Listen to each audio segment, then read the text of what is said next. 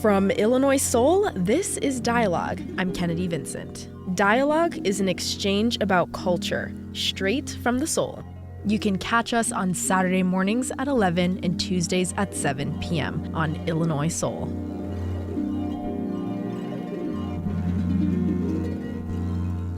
Science fiction, by Oxford definition, is fiction based on imagined future, scientific or technological advances, and major social or environmental changes, frequently portraying space or time travel and life on other planets. Though the point of sci-fi has always been to explore the depths of human imagination, people of color have famously been left out of the biggest fantasy worlds: Lord of the Rings, OG Doctor Who, Harry Potter, and Back to the Future. Those are just a few examples of how the reaches of imagination stop at skin color. But that's where Afrofuturism comes in.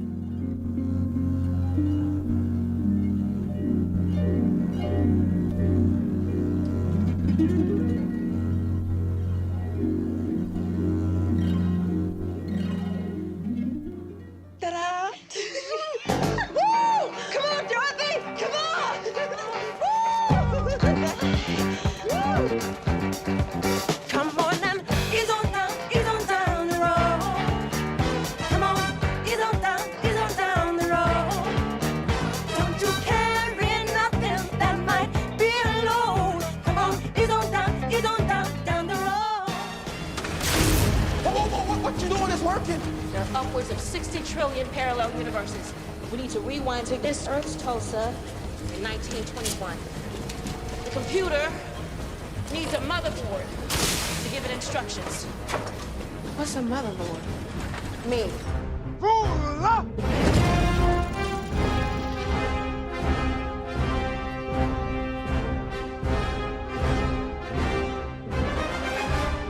Wakanda forever!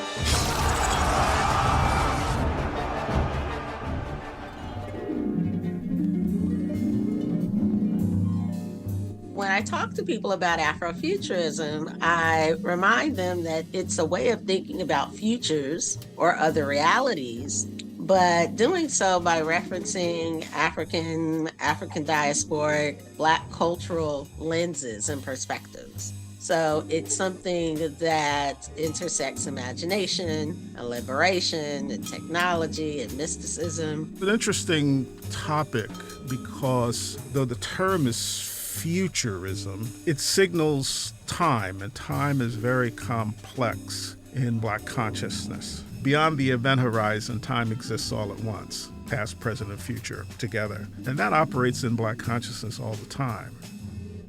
The National Museum of African American History and Culture defines Afrofuturism as a history of Black futures, as it immerses us in this idea and conversation of reimagining and reclaiming the past and present for a more empowering future for African Americans. Afrofuturism is a way for Black people to see and expand on the new ideas and shape a future of our own. You can see it as an artistic movement, a philosophy. It expresses the very notion of Black identity, agency, and freedom. We see it everywhere, in music like Erykah Badu, Janelle Monáe, Sun Ra, Alice Coltrane, and Miles Davis. We see it in film like Black Panther and Lovecraft Country. And then we see it in art like Jean-Michel Basquiat and Octavia Butler. It blends the African diaspora as a movement in literature, music, art, and science. Knowing that Afrofuturism has long been a part of Black culture, it's not just in the future, but it's here with us right now.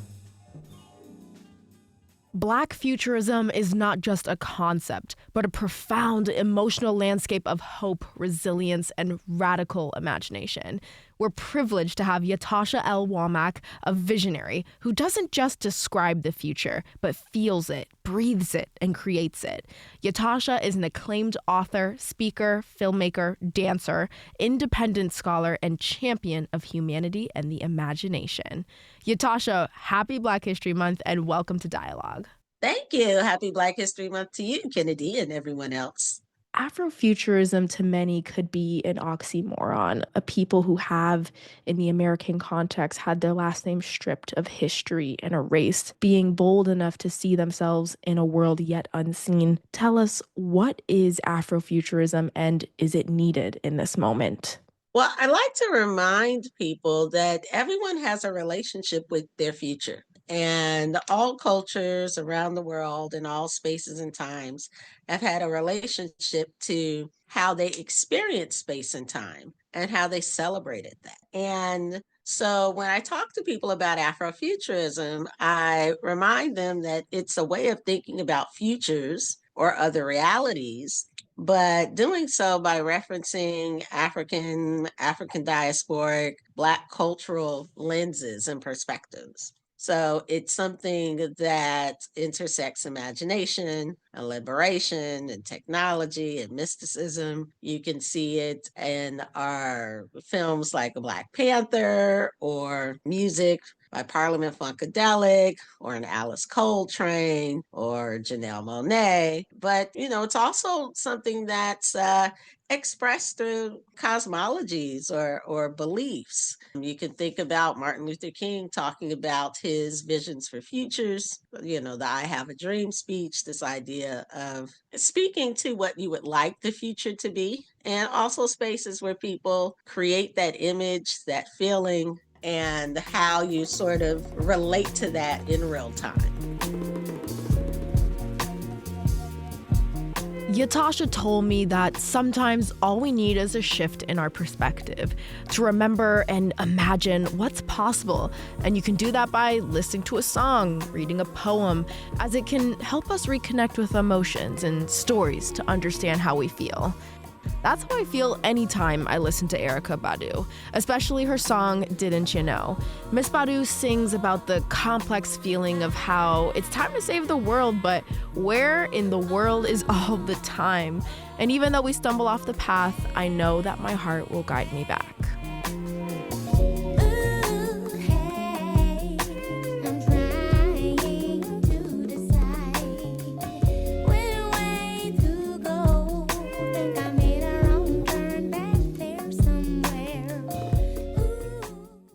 Many describe Afrofuturism as a healing practice that can lead to self-discovery. You have a new book coming out on March 25th, delving more into this.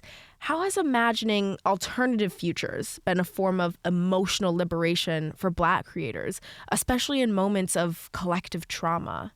One of the fascinating things about putting together the Afrofuturist evolution was that it was in part a reflection on some of the experiences of just talking about Afrofuturism. I've written books that were science fiction or surrealist, Afro-surrealist kinds of projects. I have a graphic novel that's coming out, within a year called Black Cube. I wrote a project called Rayla 2212 or Spaceship in Bronzeville. So there was a whole creative wellspring of works that came through me in the midst of doing all these talks. And then with that, engaging with so many people who are working as Afrofuturists or thinking about these ideas, it's like, oh, wait, there's some other insights here. One of the things that became more obvious to me several years ago, there were some people who thought of Afrofuturism as kind of this great by and by, the heaven you will one day get to. And I started hearing that and how some people were framing things. I was like,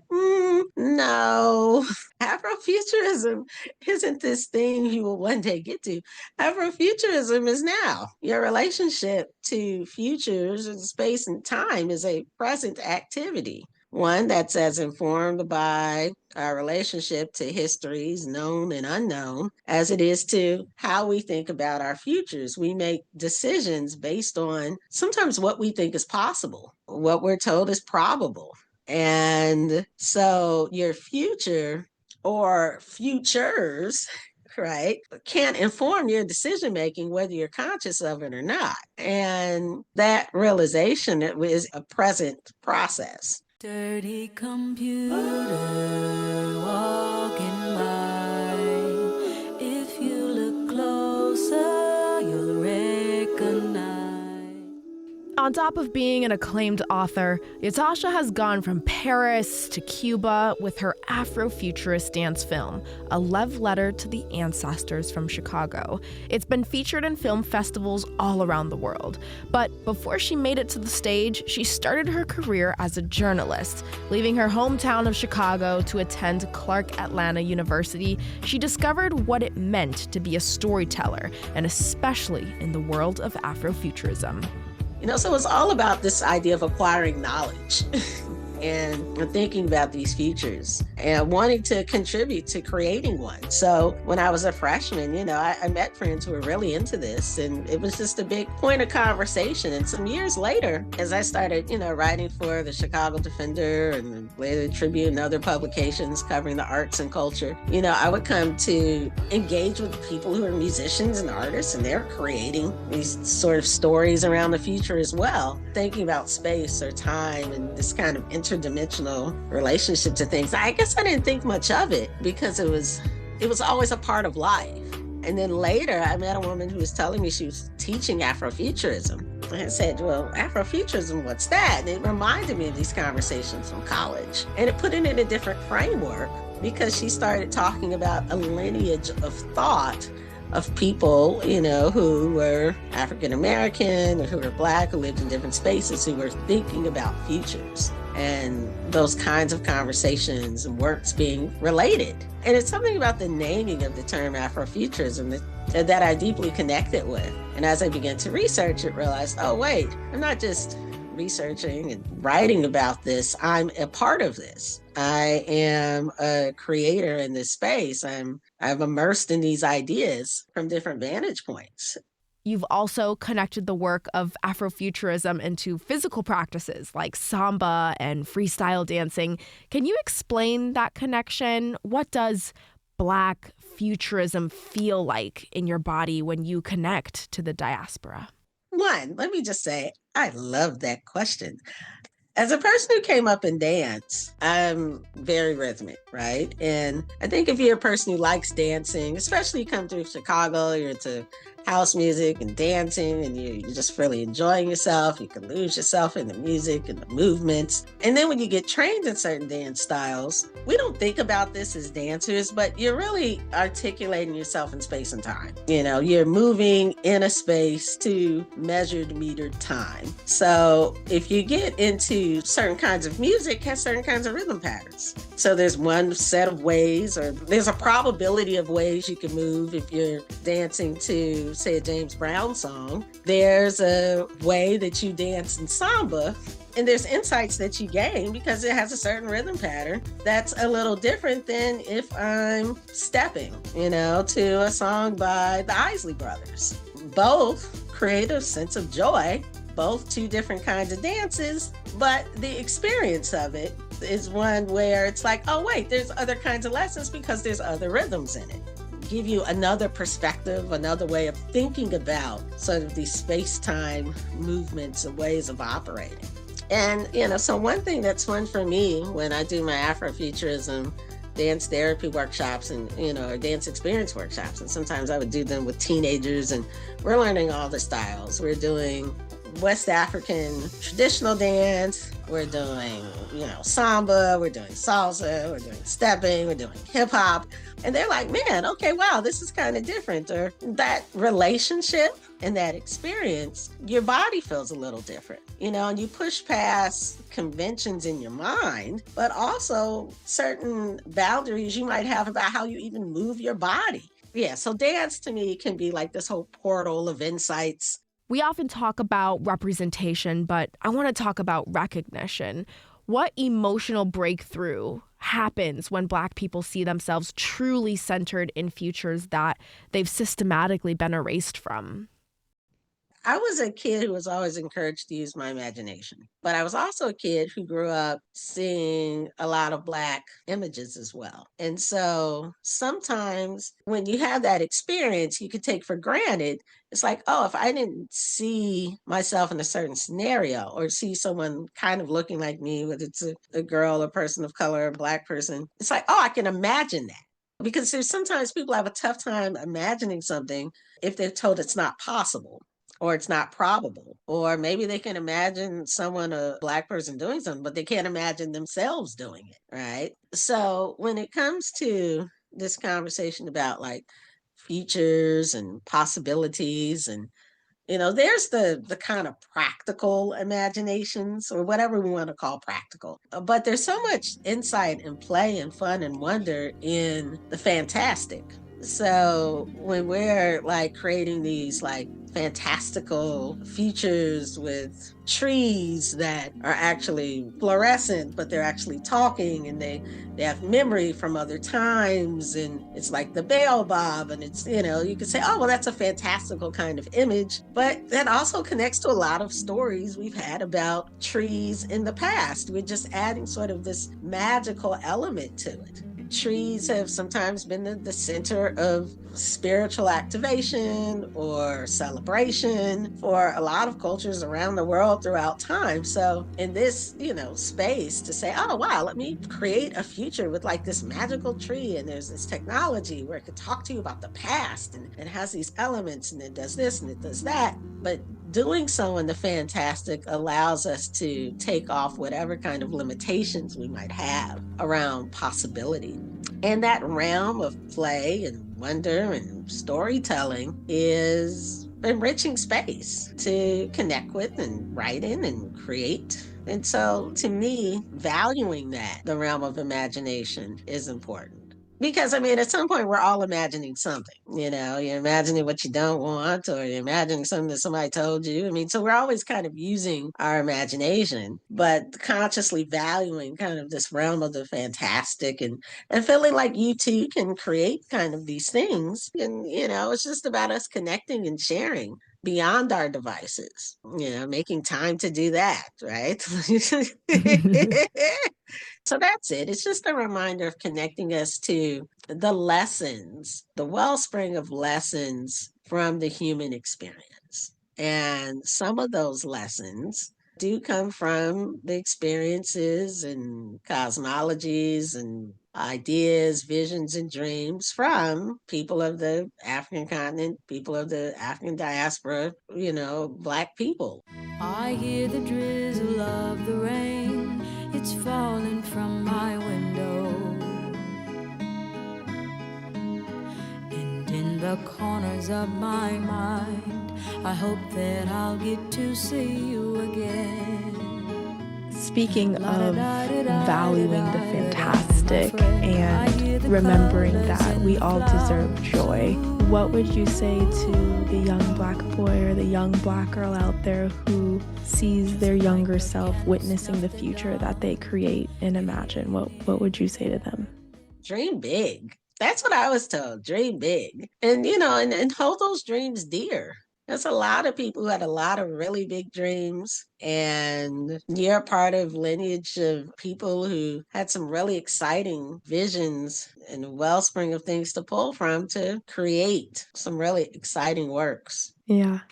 Yatasha Womack, thank you so much for being here. Thank you. Thank you.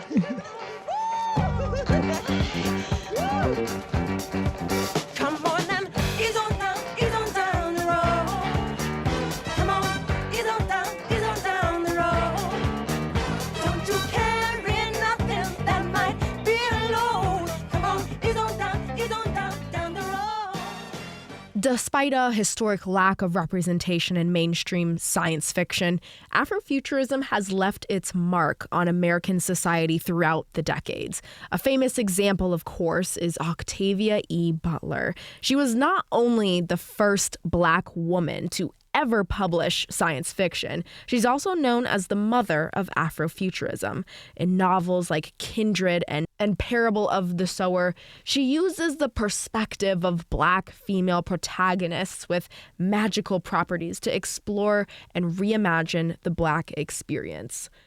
Her influence on American culture is so iconic that she has 3 different things in space named in her honor: an asteroid, a mountain on the moon of Pluto, and the Perseverance rover's landing site on Mars. She could write a science fiction work which goes back into the past, but it has both present and future in it as well. If you think about it, if you're in the present and you're suddenly thrown back into the past, you have present and past, but the idea is to change the past in order to change the future. What is it?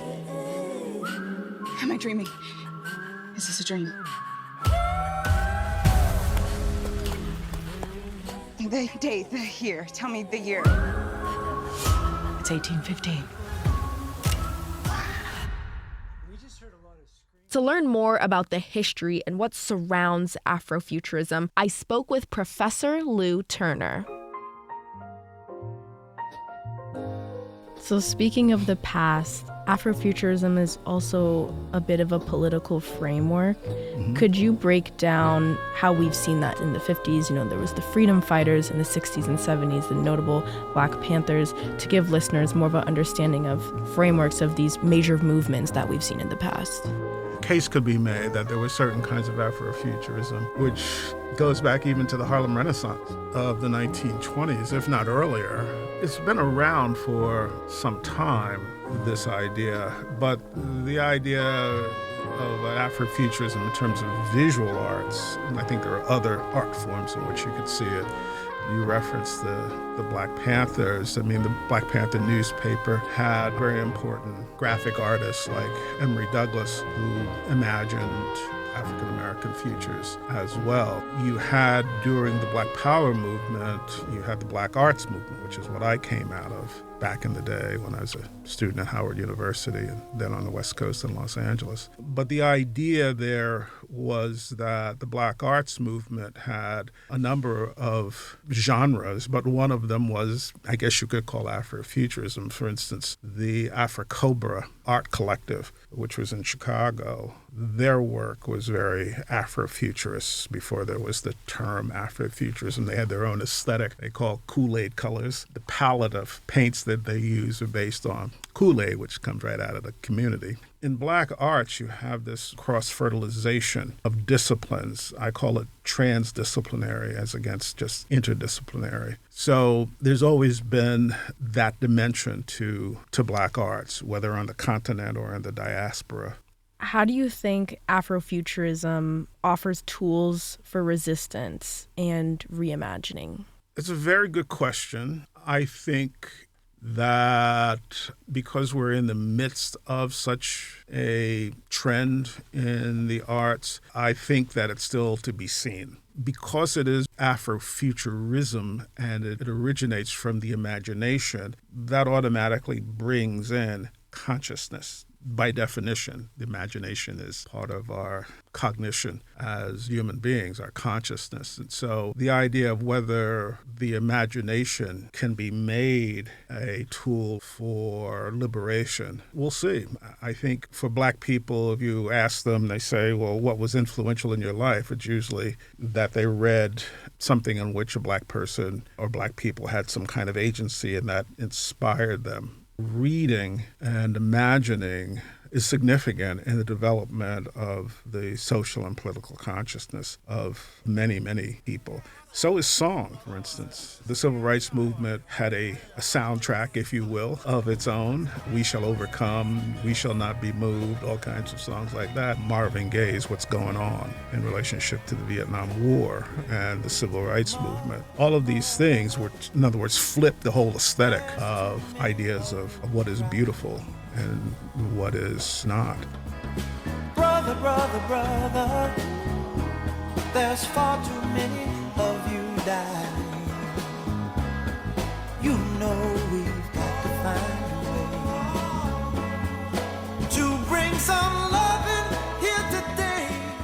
Yeah. So in the 2024 election, what did you think of the Black political consciousness? Black political consciousness showed once again that Black America is a nation within a nation. It's been that way. The United States, America, always resets to its default, and that's racism. We call it different things in different times, like backlash, this, that, and the other, but it's default. To me, that's one of the important takeaways from the election. Black people have always been the victims of this culture of political compromise. And yet, one of the questions we'll have to deal with in the aftermath of this election is the attitude that Black people, as a people, will have to take with respect to the Democratic Party. It is clear to me that the Democratic Party has not really done much for Black people. This election wasn't about the price of eggs. So digital technologies and social media have transformed Black political organizing for better or for worse. Do you think that we can trust the digital spaces to be a safe harbor for Black imaginative thought? Those digital spaces can be used for organizing, and they also can be used for what academics at the end of World War II published in a big monumental study called The Authoritarian Personality. It's about anti-Semitism in the United States. The lead author was a man by the name of Theodor Adorno, who had been an immigrant from Germany. Critical theory. You often hear about critical theory, critical race theory. The origin of it is the Frankfurt School in Germany. And they had to get out of Dodge with the rise of Hitler in the 1930s, and many of them came to the United States. And Adorno led a team that was studying right after World War II. World War II ends in 1945. The revelations about the Holocaust, millions of Jews and other people, such as Roma, were murdered in concentration camps. This study was to study authoritarianism within the consciousness of Americans right after World War II. And these were social psychologists, and they created something called the F scale, or the fascism scale. And through questionnaires, surveys, and whatnot, they demonstrated Americans had as fascist a point of view as Germans did in the rise of Hitler. And this is after the Holocaust. This is after the revelations about this mass extermination, and that anti-Semitism could be entertained as reasonable in the United States. So again, the title of the book, of the study, was called The Authoritarian Personality. Something deeply authoritarian in the American psyche. And the study was actually, the surveys were done in liberal Berkeley and liberal Los Angeles. So this wasn't somewhere in the South. This is in California. And so the media can be used to platform that. Whatever the media is, it doesn't matter. The only thing that changes is the media. The message, the ideology, has remained consistent across time. The only thing that's changed is the technology. And the thing you got to get to is what is the basis of the ideology, and there you got to go deep. So how do you see the opposition forming in the future, whether it is us realizing how to create our own groups of radical Black thought? There's people who are organizing in town, both academic from the campus, activists in town, as well as other people, including political folks. So they're organizing right now. Mm-hmm. And so it'll be interesting to see the kind of work that they do. And political education is going to be a very important part of it. As I tell students in my classes, history is very, very important. It's the real content of developing a theory. There has to be theory with practice, not just practice. You have to have a vision where you're going and an understanding of how this system, and particularly the economy, works. But it's happening. It's happening right here. These organizations are in a nascent state. They're just beginning. They're figuring out things. They're pulling from the past. This comes back to Afrofuturism. The Sankofa bird is looking back at the past, but also developing on the basis of the present. At the same time, you have to have a vision of the future. It's not just what you're against, it's what you're for. One of the important natures of dialectical thinking is comprehending the positive and the negative. There's a positive here to be extracted from this negative moment. It will really turn on the consciousness of Black people. The election showed the consciousness of Black people, but moving forward, it's going to turn and depend on developing that consciousness of Black people to the new stage. And my hope is that you all, young people, are going to do it. Professor Lou Turner, thank you so much. Thank you. It's been my pleasure. Take these broken wings and learn to fly. All your life, you were only waiting for this moment to arise. As we navigate the tumultuous waters of the world right now, Afrofuturism is a reminder of how Black consciousness has always been a part of our world.